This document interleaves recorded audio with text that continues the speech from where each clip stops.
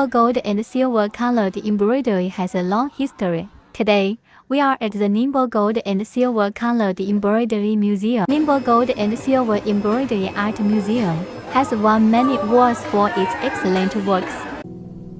The inheritors of gold and silver colored embroidery gather here every day, dedicating their time to their love. Their meticulous and skilled skills make every piece of work a work of art.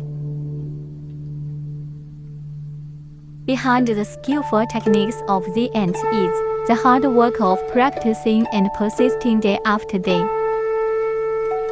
In order to inherit the gold and silver embroidery, they have put in a lot of effort.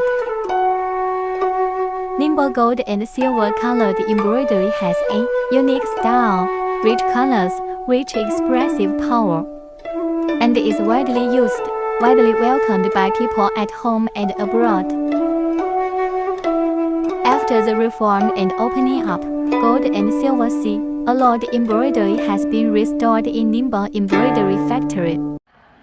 Kia Kanzu, a senior craftsman and artist, has elaborately created such large-scale works as Yuanxiu. Filled round balls made of glutinous rice flour for Lantern Festival in Yongcheng.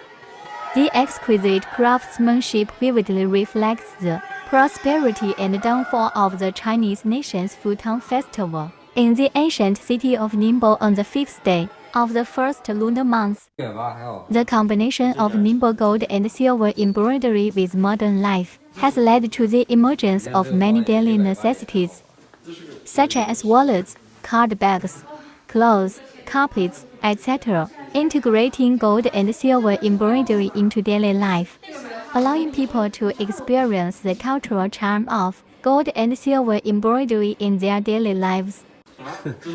什么？这是小时候穿的。Bonus.